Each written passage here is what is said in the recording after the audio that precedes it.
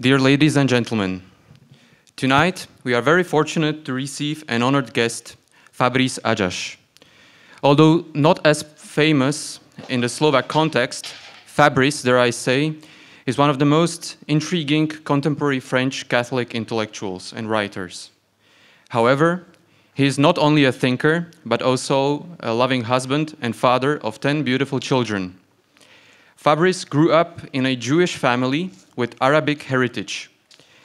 Yet his parents were dedicated Marxists who actively participated in the revolutionary student university protests in 1968. Thus, growing up, Fabrice was a staunch leftist, anarchist, vigorously challenging the Christian faith by reading Nietzsche and other atheist thinkers. One day, however, Fabrice happened to be in a Catholic church of Saint-Séverin, where suddenly started praying in front of the statue of Mary of Good Counsel.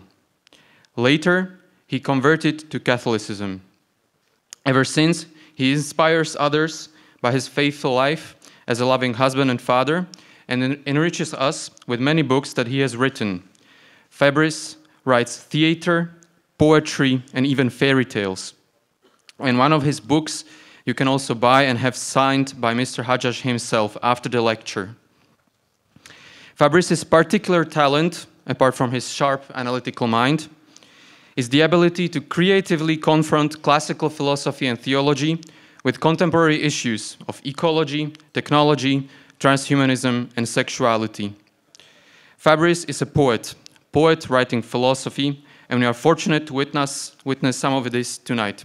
So please give Mr. Hadjadj a warm welcome.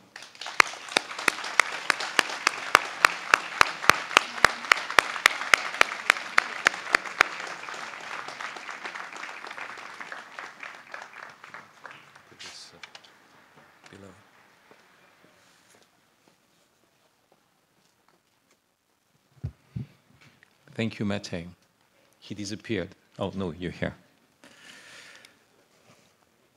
Well, it's a great honor for me to be with you in Bratislava, and I would have liked to return the honor by addressing you in Slovak, or by using at least all the resources and tenderness of my mother tongue, French. But I am standing here speaking English, and you are listening to me through what we may call a support language. How then can we offer each other radiant and fragrant flowers grown in our home gardens if we have to pick them in the vases of a flower shop without roots? How can we avoid the kind of rhetoric that is traded as a currency in international organizations? Do you think that your poets, for example, Jan Holi or Janko Silan, would have talked like advertisers or technocrats? Of course, pure are our intentions for this gathering. But how could this purity unfold without the possibility to speak freely and heart to heart, our words having been reduced to information by some automatic translator? We have to ask ourselves these questions. We have to examine the conditions of our encounter and think about, let's say, the pre-truth if we don't want to fall straight into the post-truth. We could stick to the logic of bare information without any further concern. But unfortunately, for comfort, we are Christians. We must enter the logic of incarnation. What does it mean to be in Bratislava and to speak not English, I mean the Shakespearean English, but Globish? Maybe less than a language, some business code backed up by computer coding. At this point, you may already understand the title of my lecture. The times are bad, the times are evil. What is evil is not just this or that, but the setting in which everything flows and in which that is bewitched. A setting that is upsetting at the outset. You call for love of one's neighbor, but it is through the internet. You preach the word made flesh, but it is through a word made digital. You invoke the breath of the Spirit, but it is through the image of the beast. The eternal good, as soon as it is broadcast over the times, is transformed into something bastard and ambiguous. And we are no longer quite sure whether we can recognize our child. And that's why we must tremble. That's why we must babble, rather than communicate with the unshakable fluency of a chatbot. That's why we have to be here, body and soul. I have to risk my neck and not just be sitting behind my desk. I have to feel uncomfortable in front of you with my weakness, with my regret of not being able to speak neither Slovak nor French. And suddenly, this weakness, all trembling and babbling, turns into a strength. Because it is a testimony of the heart and the beginning of a heart-to-heart conversation. The stupor of intelligence and the tremor of love is what a generative chatbot can't give you. For this stupor and tremor are the vault of the eternal within the fault of the times. And without warning, what I first understood as the big image of the beast can be interpreted as the pilgrimage of the Spirit. We are in the week of the Pentecost. Preaching to those whose language is not known is the basis of the renewed word. Preach to those whose language is not known is the way of a word that passes through death and resurrection, and which, beyond communication, in very incommunicability, can't find communion. Another light rises and reshapes the landscape. At once, bad times happen to be the place for better times. Darker the night, brighter the candle. In the empire of darkness, the tiniest flame shines like the sun.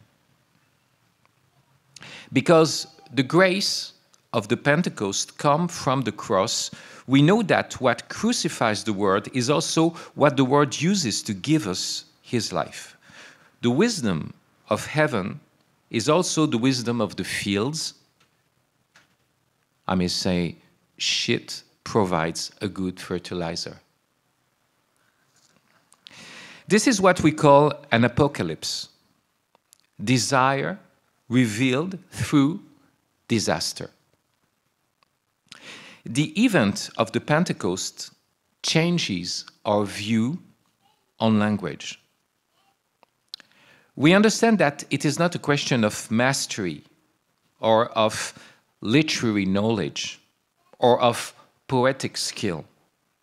Who better than the scribes and the doctors of the law knew the Hebrew of the scriptures? But when the fulfillment of these scriptures occurs, they don't recognize it. The Word Himself keeps telling them, did you never read in the scriptures? Of course they have read and commented and taught and quote the slightest detail. They know them verse by verse and by heart. See the pervasive irony of the gospel. The one who has read the most is the one who hasn't read yet. Now, which verse is Jesus referring to? I mean, this passage when he's saying, did you read? A verse of the Psalms. The stone that the builders rejected has become the cornerstone. This is the Lord's doing, a marvel in our eyes. Thereby, as soon as you see, you don't. The marvel in our eyes is the fact that this marvel veils our eyes. A builder is a stone expert. He knows exactly which one to pick up and which one to reject. Above all, he cannot be wrong about the one who can make the perfect cornerstone. And yet, it happens. The readers of the Bible read and reread the verse, the builders have rejected the cornerstone, and they themselves end up rejecting what they have read and reread. So evil are the times, and at the same time, by rejecting what they have read so many times, they give the best proof of the Scripture's truth. The irony is highlighted by St. Paul in the synagogue of Antioch of Pisidia. I quote, the inhabitants of, I quote the Acts of the Apostles, the inhabitants of Jerusalem did not recognize Jesus, and by condemning him, fulfilled the sayings of the prophets which are read every Sabbath. It seems that in the Holy Scripture, the best proof is not given by understanding, but by misunderstanding. Those who do not recognize the one the Holy Scripture is talking about are still the very ones who fulfill it. And here is the second irony. Explaining this principle, can we expect Paul to be understood? He feels the blow coming. Other builders are going to reject the pillar as they rejected the cornerstone. So Paul concludes paradoxically, be careful that what was spoken by the prophet does not come upon you. What does it mean? What is the sense of the Pentecost revealing a fulfillment of God's word through the rejection of his word? Although this word was very well known, is it only a special case of the general law of tragedy, as in Oedipus' king, where every effort to avoid the oracle only serves to fulfill it? No. Not only because it is not a matter of fate, but a matter of mercy.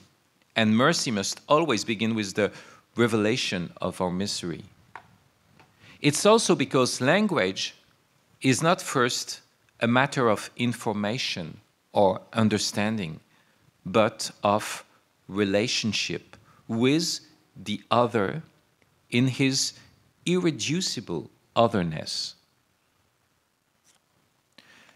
To speak is not essentially about finding solutions. The sophistication of instinct would have been sufficient for that. It is not even about making beautiful sentences. An algorithm could fool you with pre-trained poetic models. To speak, essentially, is less about something than about someone. For sure, we have to say something. The word is to say the world. This is the requirement of truth. But we say the world to offer it to our neighbor. And this is the requirement of love. Beyond communication, the Pentecost event is the encounter of my incommunicable with the incommunicable of my neighbor, the connection of my secret, so secret that I can't crack it myself, with the secret of the other. The meeting of the mystery inside me with the mystery of the one outside, the crossroads of our unfathomable destinies.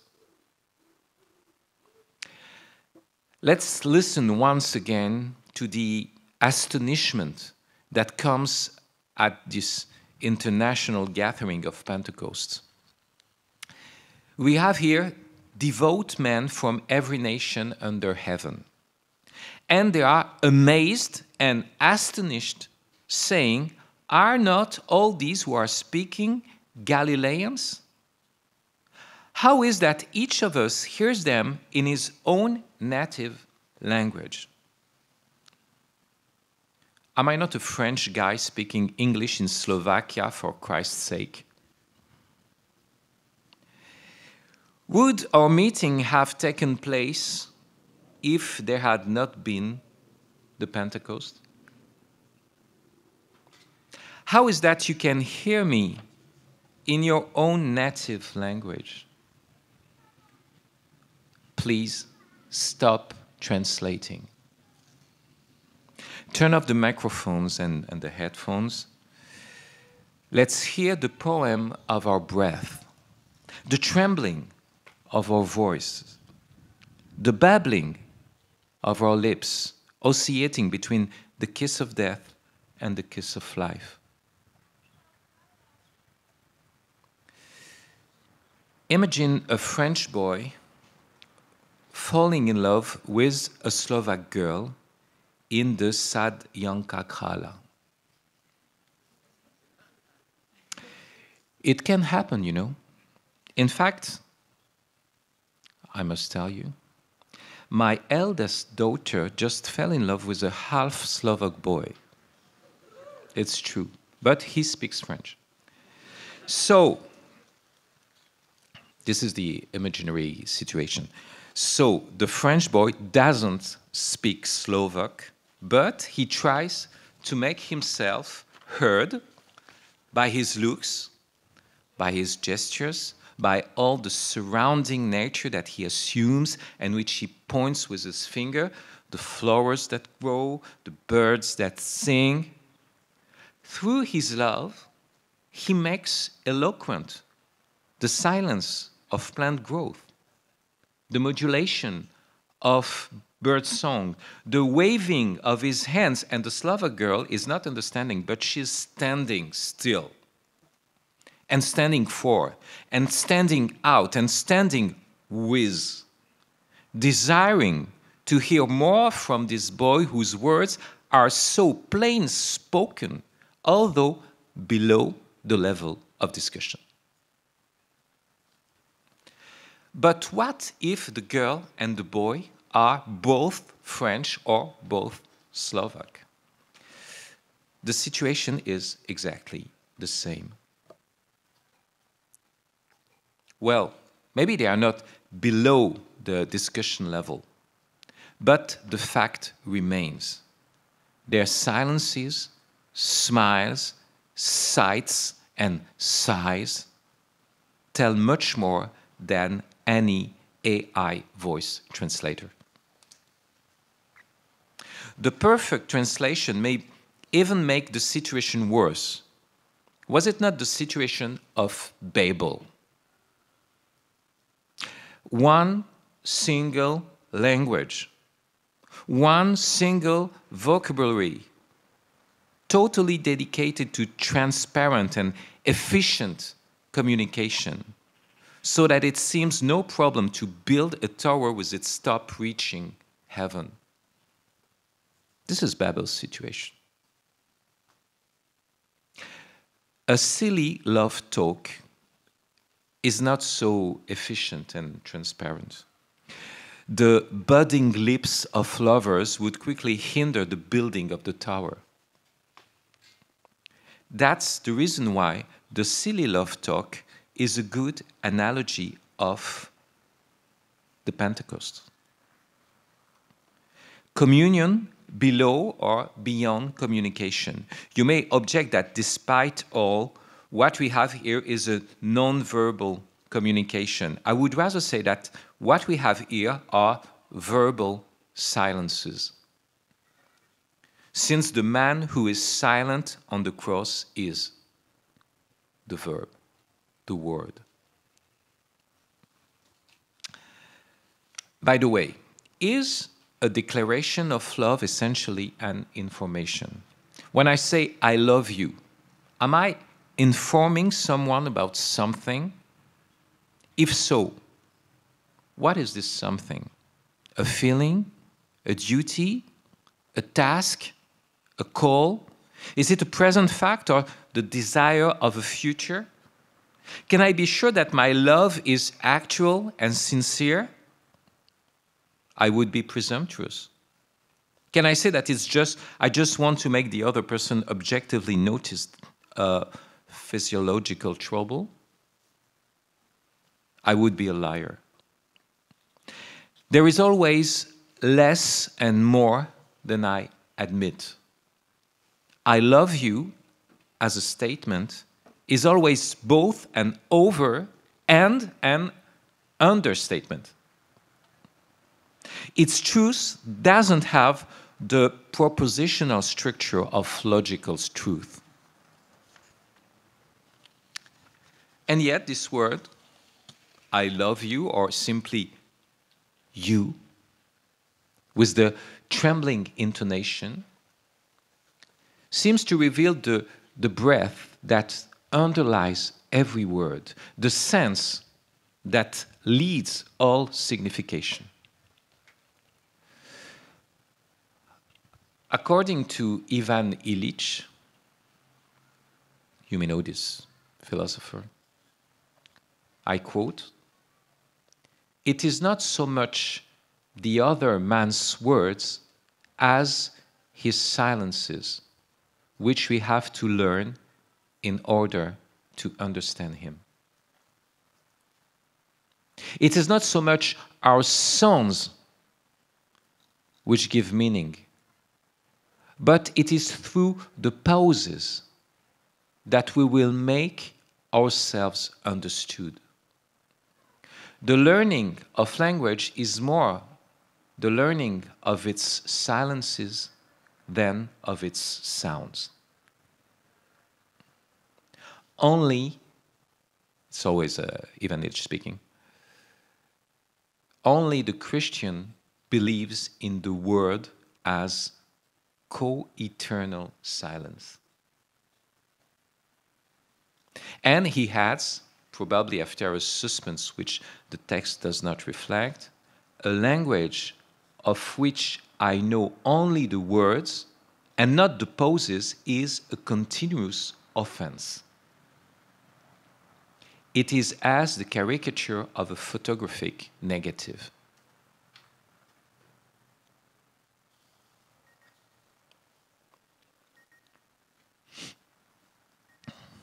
Did you hear? I think I managed to make a silence in a perfect Slovak. The silence we can hold in brotherhood. A Bratislava silence, since Bratislava means long live to brotherhood.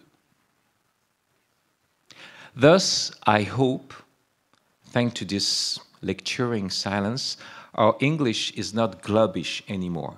And now, we remember that American English, I must say bad English, I must say Chicago English, is now the native language of our Pope. A friend of mine told me lately, "You're going to speak English in Bratislava. Now is the natural language of the vicar of Christ, man. It's like speaking Aramaic." This is the second part of my speech, the pontifical part, the Augustinian one too.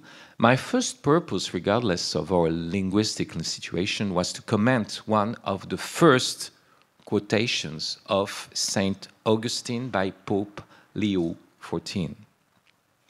It was during his first press conference to the representatives of media. At the end of his address, Pope Leo evokes the Tower of Babel. The, I quote, confusion of loveless languages that are often ideological or partisan.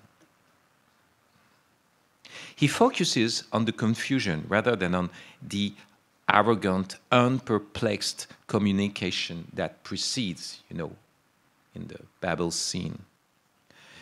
This episode of Genesis mainly suggests that quick and univocal communication can be worse than confusion, and that confusion, as divine chastisement, is also, with the desire of grow out of it, the condition of Pentecost, a loveful Babel that overcomes the loveless hubbub.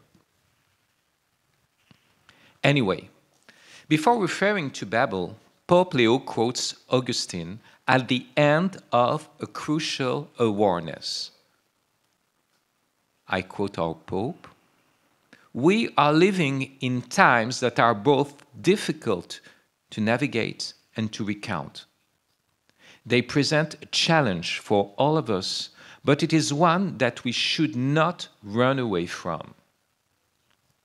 On the contrary, they demand that each one of us in our different roles and services never give in to mediocrity. The Church must face the challenges posed by the times. In the same way, communication and journalism do not exist outside of time and history." Saint Augustine reminds of this when he said, "Let us live well, and the times will be good, for we are the times." These phrases are found in Sermon 80, delivered in 410, perhaps just after the sack of Rome by Alaric. It is good to put them in their times and in their paragraph. Here is a larger excerpt from Augustine. I quote him, "So, that's what I'm saying, dear brothers and sisters. Pray as much as you can. Evils abound, and God has permitted that evils should abound.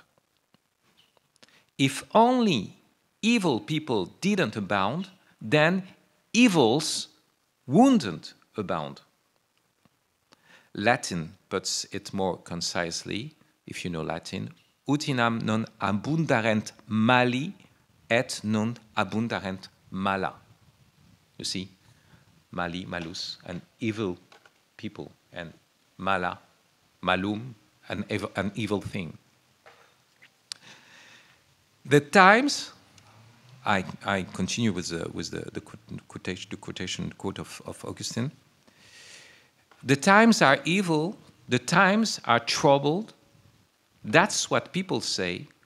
Let us live good lives, and the times are good. We are the times, whatever we are like, whatever are the times. In Latin, nos sumus tempora, quales sumus, talia sunt tempora. In fact, this sermon is not about the times, principally. There is another Augustinian sermon on Ephesians 5, where it is not the people who say that times are evil, but St. Paul himself. You know, St. Paul saying in Ephesians letter, watch how you walk carefully, not as unwise, but as wise people, redeeming the time since the days are evil. It's not foolish then to say that the times are bad. St. Paul says so. But bad times are a godsend to redeem the time. Where can you be merciful then in times of misery?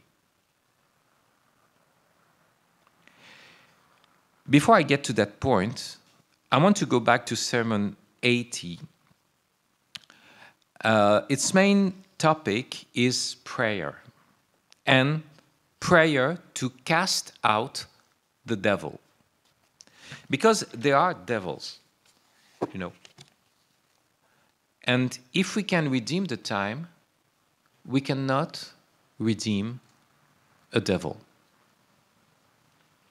It's very important to understand. It means that redeeming the time is not creating a paradise on earth and being done with evil once and for all. On the contrary, the aim to eradicate all evil is devilish.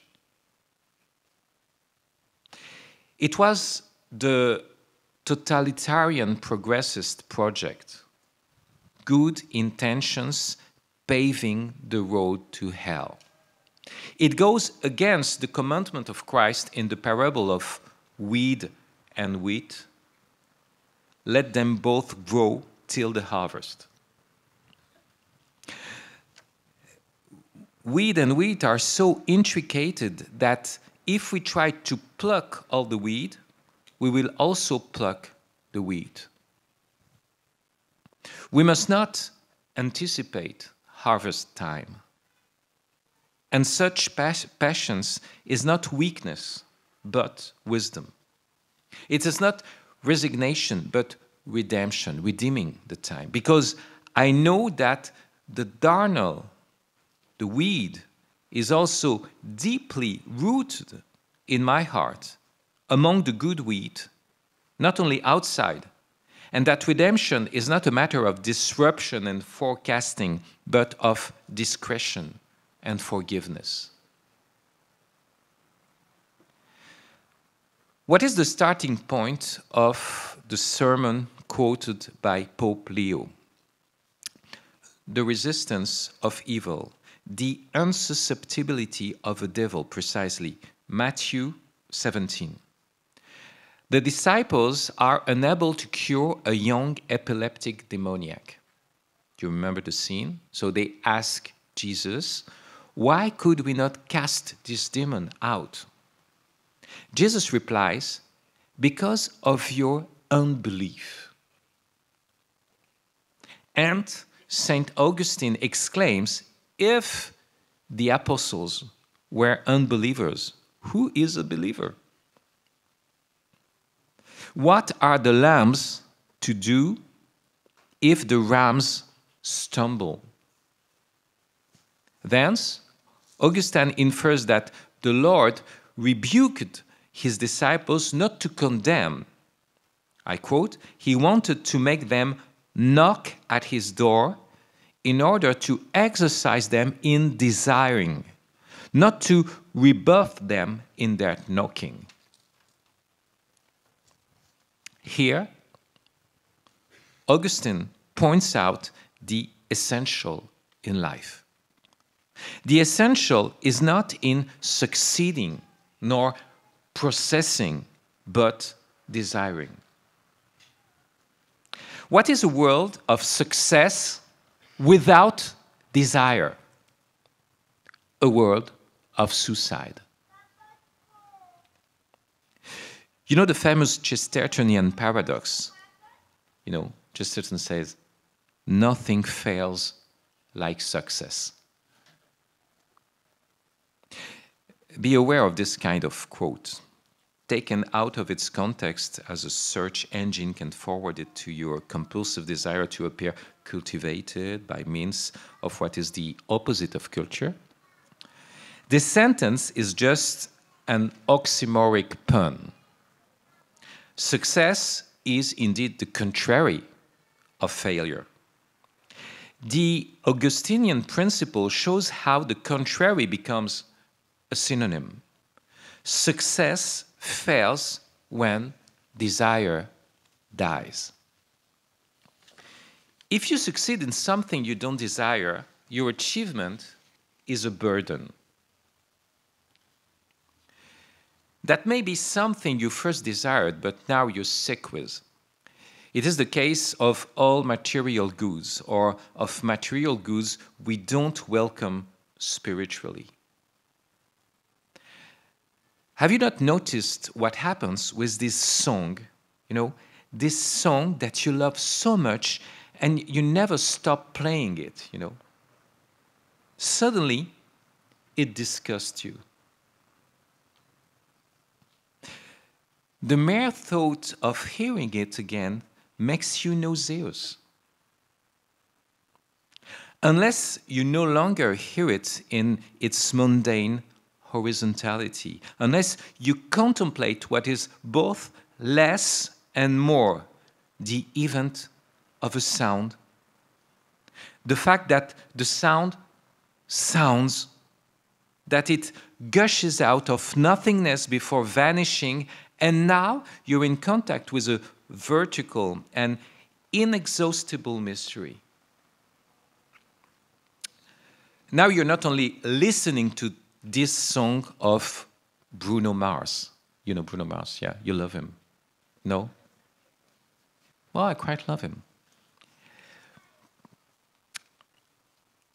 You're not just, you know, listening of this song of Bruno Mars, for example, but you're listening to the fact that it exists inside this tiny parenthesis of life in the middle of a mineral and mute universe.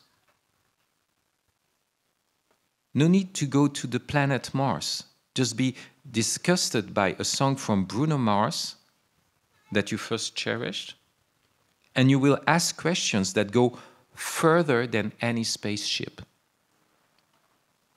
Because it is less the quality of the thing than the quality of your gaze on it that matters, since even a grain of sand is the work of infinite love. I return to our statement. Nothing leads to suicide like success if you have no desire. And this is the problem of our time. In the West, where the sun sets, the fall of desire. Not considering this issue leads to distorting the most legitimate struggles. For example, you're pro-life fighting against abortion and euthanasia, and you're missing the target. Why? Because you don't see the most important challenge: aging and denatality. As it goes, we are doing everything to move towards a world where there will be no more euthanasia or abortion, because there will be no more conception. We have come to a point where we can regret murder, Because murder, at least, presupposes a world where there are still living people to kill. If we don't want to give life anymore, how can we even cause death? And see, in our post-progressive Europe, we don't want to give life because we say times are evil, we love children, so we refuse to raise children in such evil times. Then, to preserve the future generation, no generation today, to avoid suffering and murder, no birth. Of course, contraception is better than abortion, but when the pole is certain and the pill doesn't work, abortion is the best preventive euthanasia, compassionate and painless. With such reasoning, of course, life should not even have begun. With the first flower, with the first bird, if it is from the start, from the point of view of the universe, a lost adventure, why the first flower if it's a lost adventure? Since the very beginning, life is a matter of transcendent desire, which does not take into account the destruction announced. Since the first bacteria, life is a dream, hoping against hope, so that the first bacteria agrees with Abraham. And now we understand that the worst tragedy is the refusal of any tragedy. Because the worst drama is not the increase of destruction, but the loss of desire. What is the point of fighting murder if we are not able to reopen the sources of life? What if we hype without hope? The devil resists in the child, and it is not for the apostles to be knocked out. It is for them to knock again and again at heaven's door to keep and raise their desire in face of disaster. Through the issue of desire, curiously, but one should say obviously, Augustine brings us back to our former question, the question of language. How is that? In our evangelical scene, when the disciples ask why they could not cast the demon out, Jesus answers, this kind is only cast out by fasting and prayer. The power to cast out this kind of demons doesn't pertain to getting strength from eating, like the soldiers of King Saul devouring meat in haste near the battlefield. It pertains to staying on his hunger, staying on your hunger, desiring. And to this use of speech that is the most singular and perhaps the most profound, praying. What is so singular in praying? If you think of language only as means to inform someone of something, about something, prayer turns to blasphemy. You can require an artificial intelligence. You can require God. You can expect from the Almighty, as from the all-tricky, the AI, an answer. But your request to the machine is information. And the answer is the optimal result of a statistical calculation. Your request to the Most High is not information? And the answer is often another question, and more requiring and disconcerting than another question, a call. A call to change your question, a call to change your heart. If you believe that you can inform God, you're an unbeliever. For two reasons. You believe that God is ignorant, and you're not sure that he's really good, since you have to emphasize, cry, and even mourn to persuade him to act in your favor. Jesus reminds us, do not be talkative, for your Father knows what you need before you ask it for him. So why should we pray?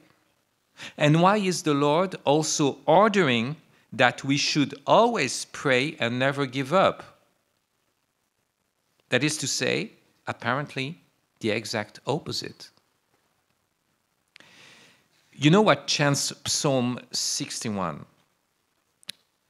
One thing God has spoken, two things I have heard. Enough to block the operating system. Augustine, therefore, tries to take stock of this strange situation. I quote him, "So how can this be? Since our Father already knows what we need, why are we to ask? Why are we to seek? Why are we to knock? Why should we tire ourselves out asking and seeking and knocking just to inform someone who already knows it all?" And we may add, to make the nut harder to crack, what is this door we have to knock on?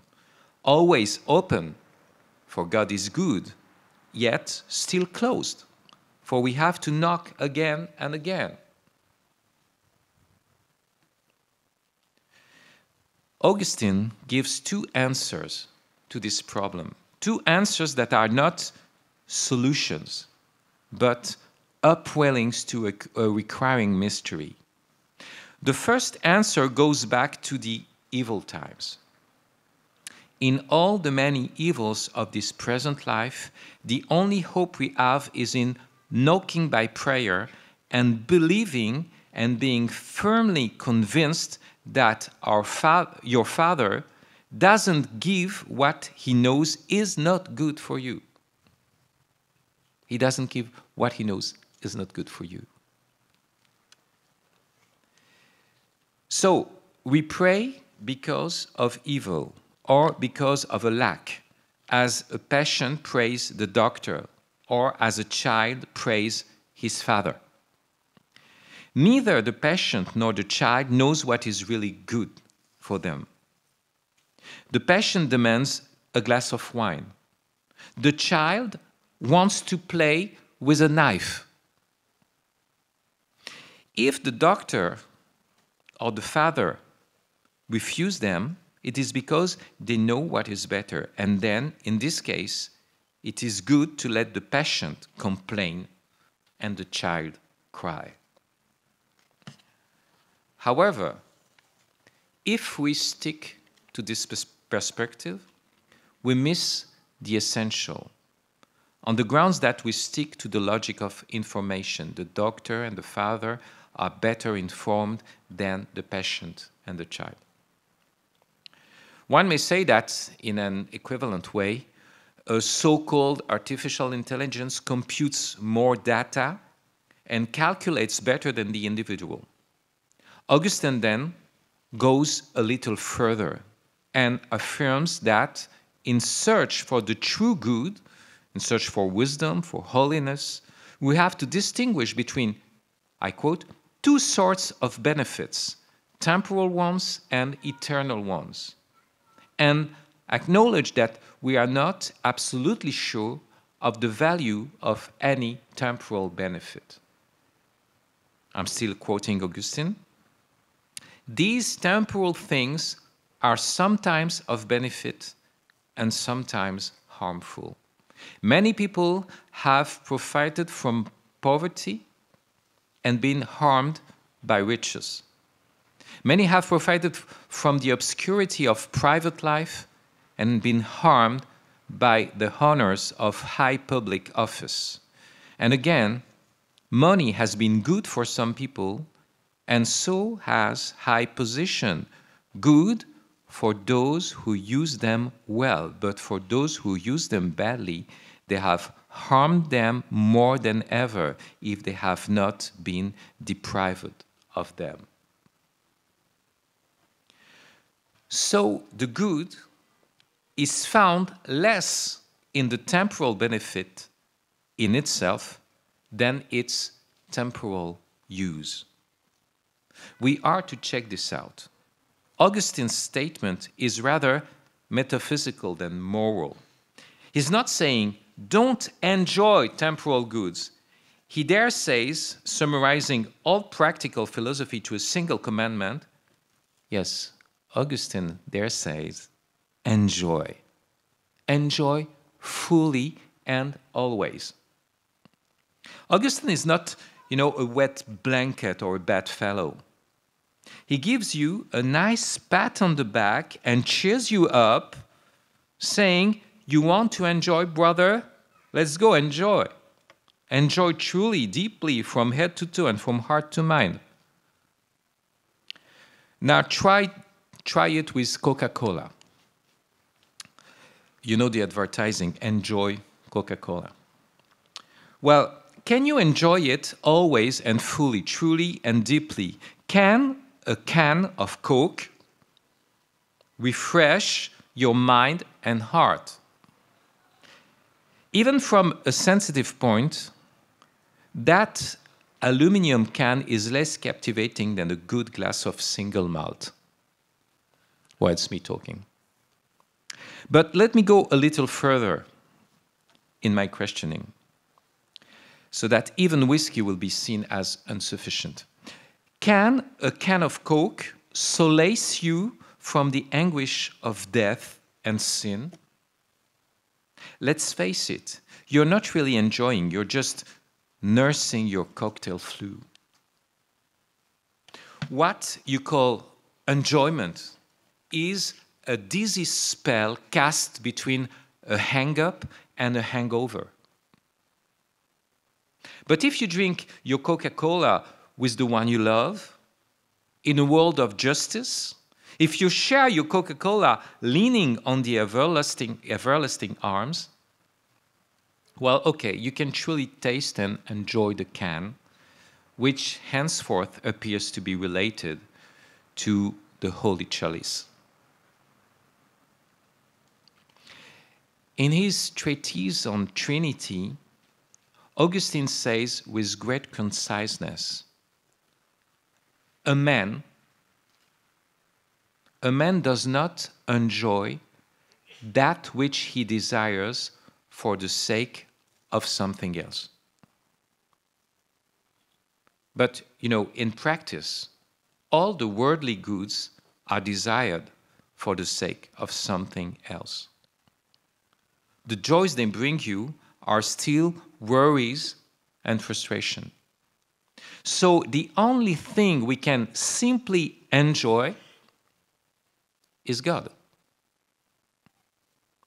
English is one of the only languages in the world where the word good is derived from the word God, and vice versa. This is very Augustinian, and we have an originally English-speaking Augustinian pope. So, the pseudo-intelligence of the computer is running on empty, unable to provide you a solution for your joy. We come to Augustine's second answer. We don't essentially pray because of evil, but because of good. We must ask for temporal goods, of course, but when we obtain them, we must keep on praying. Because the point is to really enjoy and thence not to be trapped in the frustrating and worrying enjoyments of the world, but to use them and thus to raise our joy to the only one we can enjoy without reserve. This means, in success as in failure, revive the desire. Long for. Even when we are pleased, cling the temporal good to the eternal ones. 2, eternal life itself, as Augustine clarifies, the imperishability and immortality of flesh and soul, the company of angels, the heavenly city, unfailing titles of nobility, a father and the fatherland, the one beyond death, the other beyond enemies. And he comes to this conclusion which opens instead of closing. I quote, "We should be longing for these benefits with infinite desire. Pray for them with tireless perseverance, not with long speeches, but with the evidence of our sighs." Desire is praying always. Desire is praying always. Even if the tongue is silent. If you desire always, you are praying always. When does prayer nod off to sleep? When desire grows cold. In relation to our first question, that of language, that of being a Jewish Frenchman who speaks in English to Slovaks, we are now enlightened by the mystery. Speaking is not essentially exchanging informations. Speaking is essentially begging.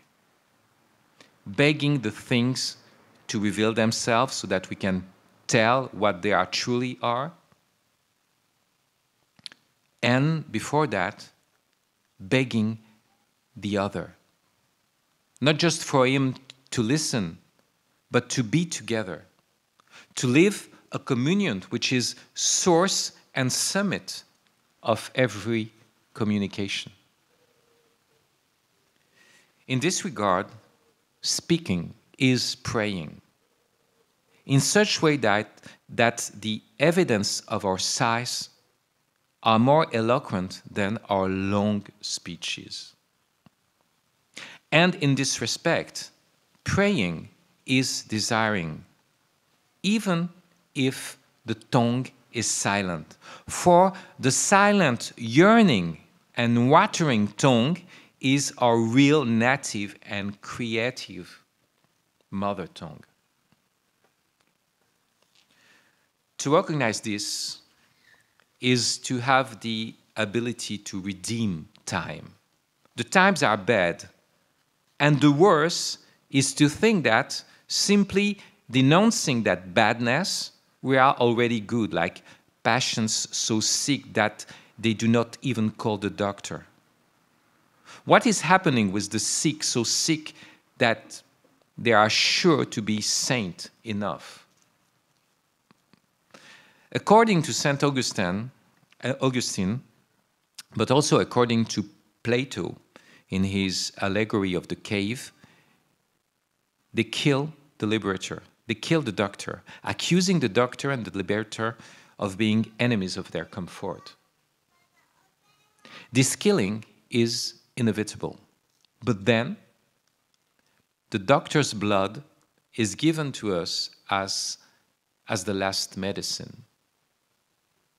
I quote Augustine, "The sick slew the doctor, but the doctor, once slain, cured them of their frenzied delirium." Now, why is Augustine able to say that we are the times? and whatever we are like, whatever are the times. Because the question is not first the badness or the goodness of temporal things, but the way we use them through mercy for eternal benefit. In truth, we can lack nothing except charity. And to quote another Léon Blois, a French writer, there is only one sadness, that of not being a saint. Of course, I'm never sure that I'm in sanctity. Whoever is sure can only be wrong. The one who loves truly here on earth can only love in faith. He always has the feeling of not loving enough yet. And if he keeps repeating, I love you, it is not like the one who gives an information, but the one who never ceases to pray for that love finally comes in its accomplishment. If the phrase, I love you, were just an information, there would be no need to repeat it. When a machine doesn't stop repeating, I love you, it's a bug. But when two lovers don't stop repeating, I love you, it's a dove. The dove of the Spirit. I said that the truth of the sentence, I love you, does not have the structure of propositional truth. What is said here is not consistent with what is. You know, what is said consistent with what is.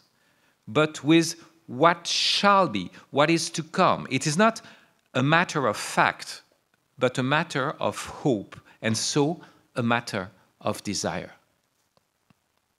The word I love you has the structure of a prayer. To be or not to be is not the question, but to pray or not to pray, to desire or not to desire. The first thing that destroys life is not war, nor abortion, nor euthanasia. The first thing that destroys life, that destroys it in its very source, is self-satisfaction and loss of desire. A plenitude which is lack of the lack. The loss of desire for the other. The loss of a transcendent desire to receive and give life. A desire that comes from beyond the cosmos and cannot be fulfilled in the simple possession of temporal goods, plundering its neighbors. The loss of the evidence of size under the efficiency of signs. This is the great sickness of our desperate world, concealing its despair under the gears of cynicism, technological optimism, or pessimistic indifference. And that is why we are here, not to inform, not to give solutions, but to awaken the desire through an embodied prayer, which recalls our dignity, which reminds us that we are in the world without being from the world, in order to bring throughout the world an unpredictable and incalculable, infinite desire. Not the ghost in the machine, but the Holy Ghost, with his tongues of fire, with his rushing wind to overturn the tables and restore our breath. And you don't know where it comes from, or where it goes. Thank you.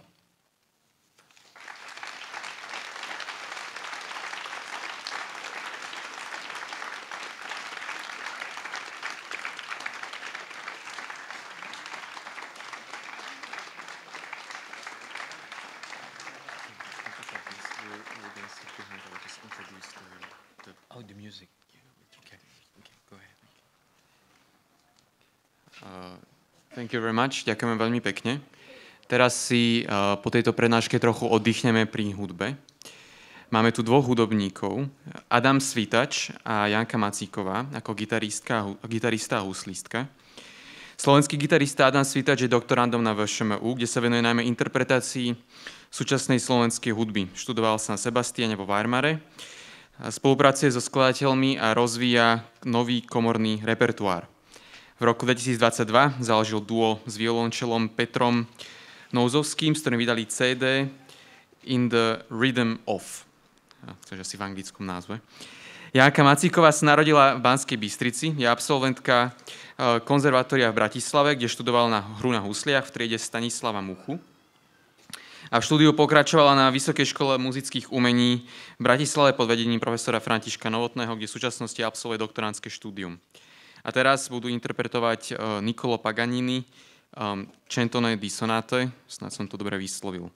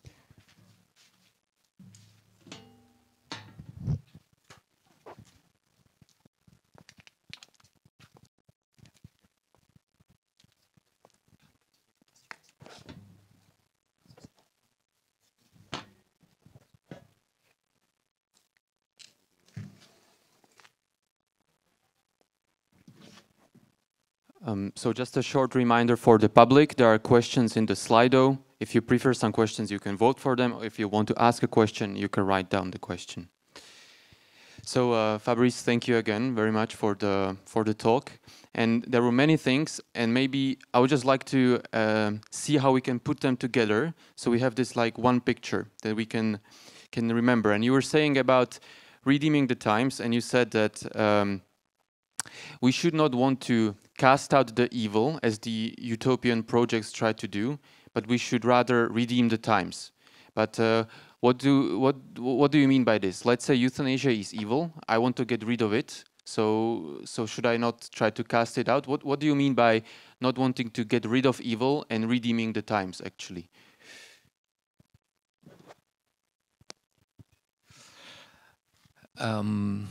First, I'm not sure that we can have just a picture, and I'm not sure that it is good to understand things through a single world. That's the reason why I quote the Psalm 61, saying that okay, God says one eternal word, but I hear many. And I have to pay attention to these words and not always, saying the same thing. So we have to fight the devil and evil, of course. But during on Earth and during these times, we will never be done with it. And it was, in fact, the progressist project.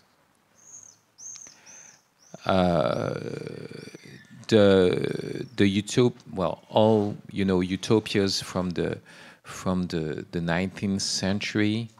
And creating these totalitarian states during the 20th century.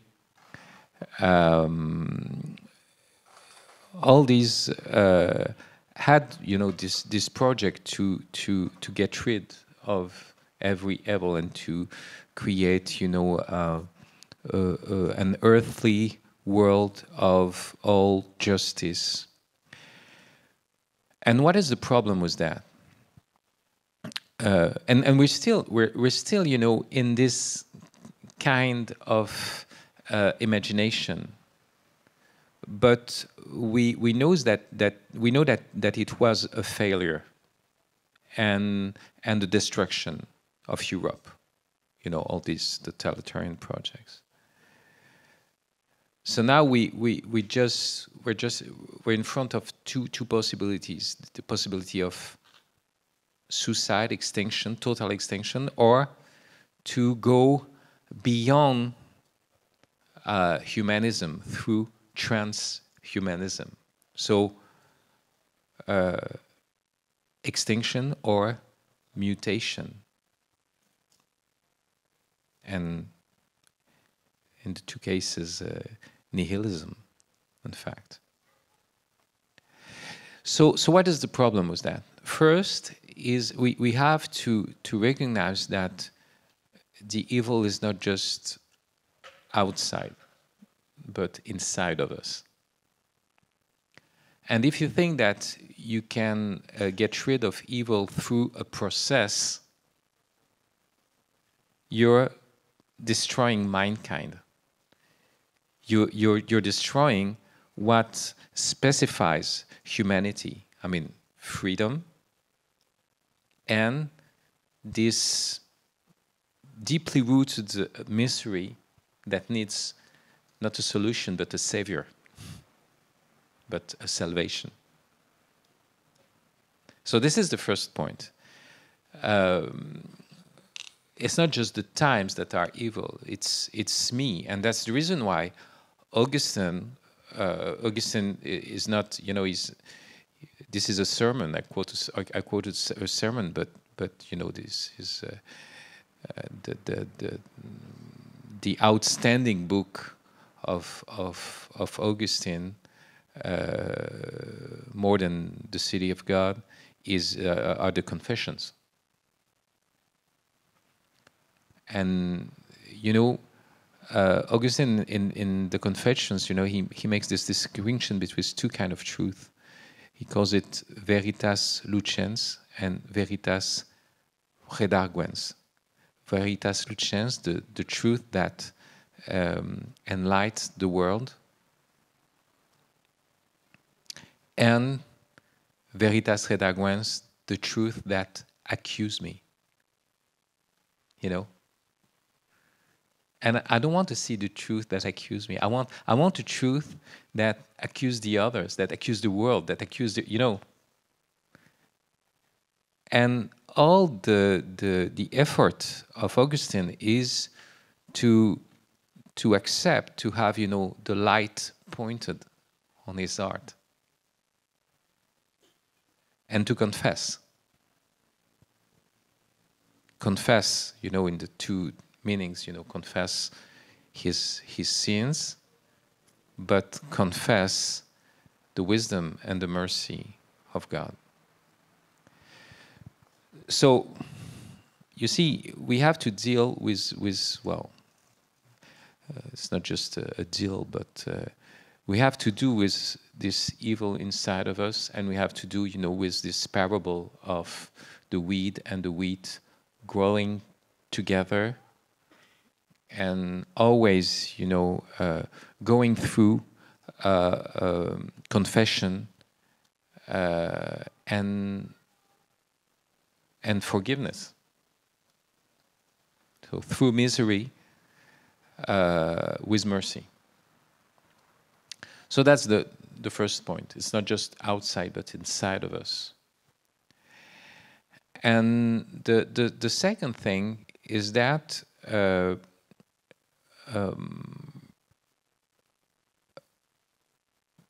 well, we believe as Christians, and I may say as Catholics, we believe not only in the existence of the devil, but we believe in heaven and hell. To believe in heaven is to say that we are not in heaven. I mean, present times will never be, you know, heaven.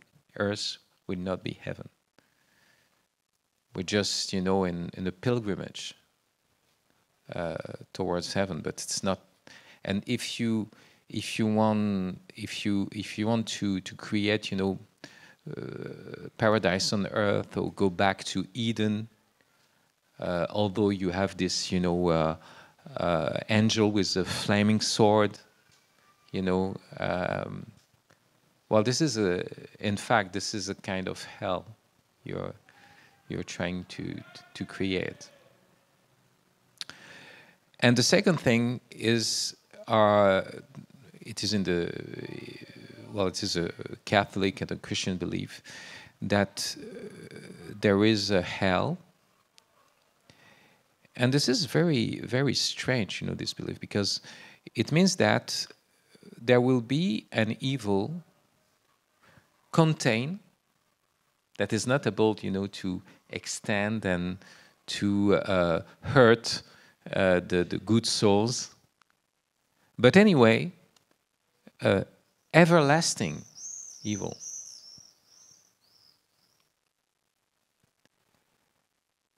It means that our freedom is serious. God is the God of a covenant, of a wedding, expecting your consent, and He cannot, in His love, save you without you. So we can say no. And that's the reason why, you know, Dante at the beginning of the Inferno, he says that this city of suffering is as has been built by eternal love. Hell is the invention of love, because it is the invention of freedom and the invention of a God that wants you personally, so making you able to say no. You see. So that's the reason why we cannot, you know, get rid with all evil, and we have to do so. And now we know, actually, we know that, you know, we know that there will, well, there won't be life on Earth forever. So we have to face this, you know, this scientific affirmation, assertion. So we know that we have to deal with this problem of death, and that's the reason why it's not just that's the reason why we have to hope, and hope means that there's still heaven. I have to be the first to convert, to be good, the first, and then well, accept that life is a drama, is dramatic anyway. And when you were speaking about redeeming the times, you said how desire is so important. Like, the biggest tragedy is when, like, if we stop desiring. And this is in relationships towards the most popular question actually from the public. And it's quite a philosophical one, and it's in English, so I will read it in English. So if the desire of something, so if I desire something, it means that I don't have it, so it's a privation of something, right? If privation and desire are so important for us to be human, what happens when all desires are fulfilled and achieved in heaven? So I guess the question asks, like, would we stop being human in heaven because we don't desire anymore? Yes, it is too philosophical for a philosopher. I mean, a true philosopher. Yeah. Well, the basic distinction when you're a philosopher is to make a difference between a simple need and desire. And in fact, you know, you can well, because you have read Aristotle and Saint Thomas, and in fact, if you stick to the Greek tradition of desire, you may think that desire is based upon a privation. In fact, okay, and the end of privation is not, you know, nothing, is joy. You have love, you love something good. When this good is not here, you desire it. When it's here, you enjoy it, okay? That is the basic logic, okay? So there's always, desire supposes something missing, okay? And we may say that Augustine is just saying that desire is for the times, because we can enjoy only God, you know, because you enjoy it, it's, and this is not for the sake of something else. That's what he said, you know. Though it's not, you know, I insist, it is not a moral point of view. Or you have to enjoy God and not the other things. No, try to enjoy anything, but you will soon recognize that you're unable to enjoy it. So it's a metaphysical assert, and it's just saying that the only you can enjoy plainly, fully, without desiring anything else is God. Okay. So I was talking about desire, you know, in the times. But I can answer anyway the question. You may say that heaven is the fulfillment of all desires and the achievement of all desires, and so you don't desire anymore, but you just enjoying. But I think that there is still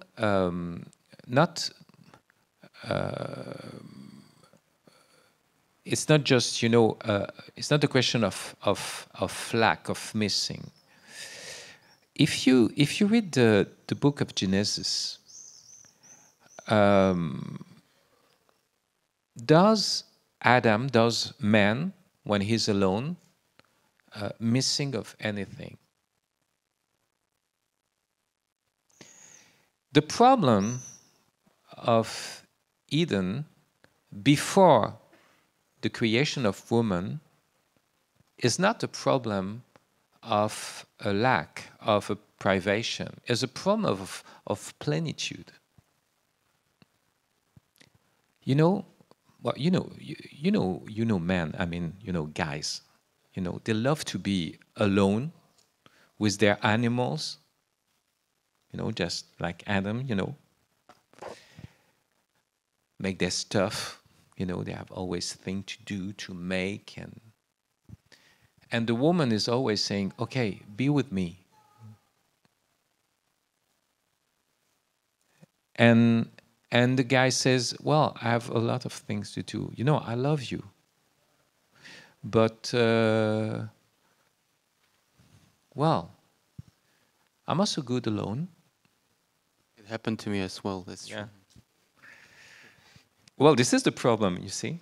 And it's not, you know, the mate discovering that it is not good for him to be alone. It is God saying that it is not good for him to be alone. You see? And what does God do? He is not just, you know, give him a wife or a woman because he missed something. No. He's taking a part of him off. He has too much, you know? He has, you know, this plenitude.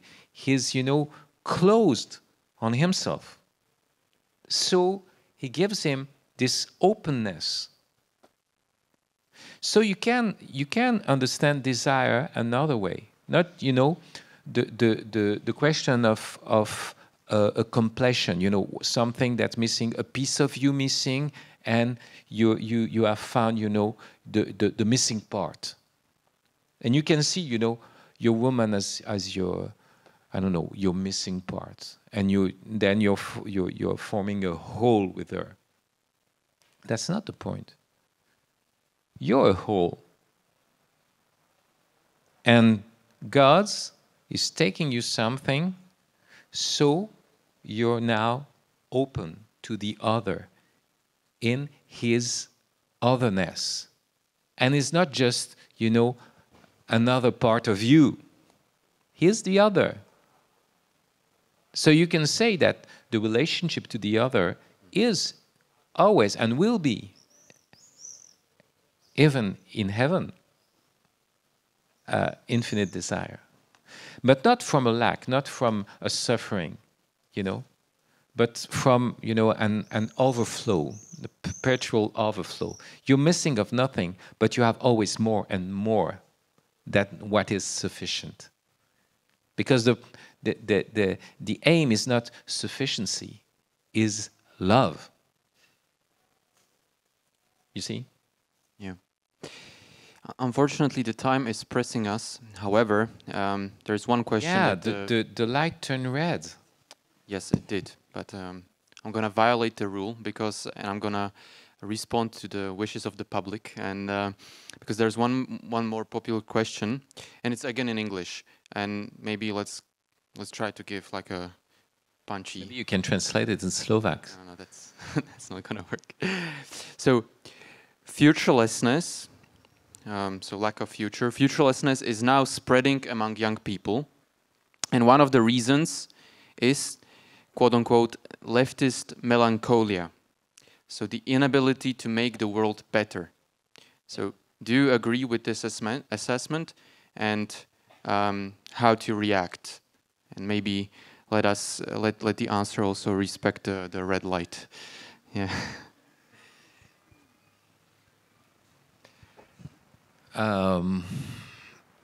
Well, I cannot answer rapidly or quickly because I'm not speaking French, and first, and also because this is a big question, modern question. You know, nowadays stake.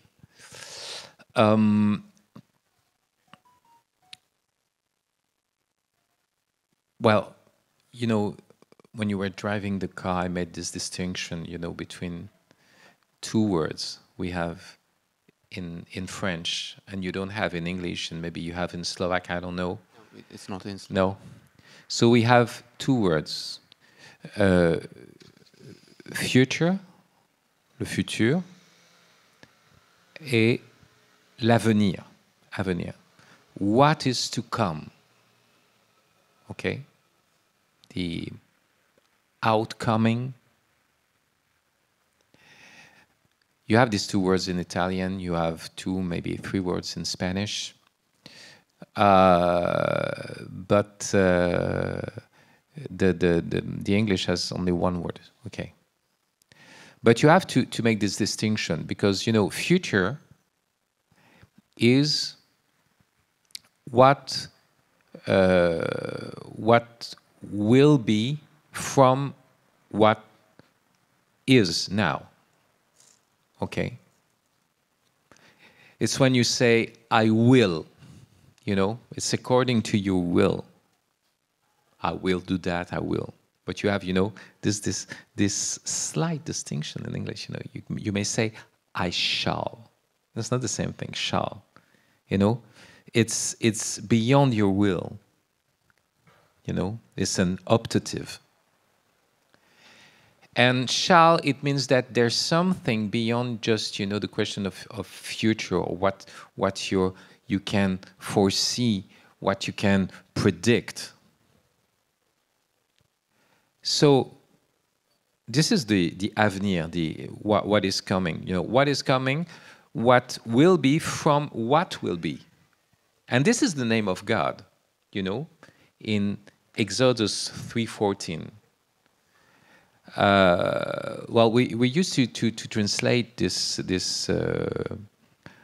Ayeh Shehayeh in Hebrew, you know, I am who I am, or I am what I am. But in fact, the Jews used to translate it, I will be who I will be, you know. So this is something overcoming the future, overwhelming the future. So the problem was, you know, the reduction of what is coming to our plans, to our projection, to our progressist point of view. We were sure of the future as something predictable, like, you know, perpetual linear progress. You know, just line of progress. And this modern project failed. That's the reason why we are, in fact, futureless, or well, with a transhumanistic future. And it's still the question of future, you know. Future of, it is technology, it is, you know, all the foreseeable, all the what we can manipulate, what we can, you know, this is future. But we have to go through and beyond future and futureless and no future, you know, like what the punk stands, no future. But it's something, future or no future, the same thing. In fact, it is the same thing now. Because future is the future of the cyborg, it's the future of technology, so there's no future for the human being anyway. So future is equivalent to no future. So we have to go through this dimension of future to the dimension of what is to come, the event of the eternal in time. What is here to surprise us? What can make us hoping against all hope, against all odds? That's the. So we are in a time that all the mundane, the worldly hopes are destroyed. But the technological one, But this is a smoke screen, in fact. So we need theological hope. And we have, a broad way. We have a broad way to evangelization, to tell the gospel. Because the youth of today is not mobilized anymore by, all the mundane hopes. They're just, despairing. So they're just waiting for us. Times are evil, but we are the times. And the times, these evil times, are the better times for us. Thank you very much. Thank you very much, Fabrice.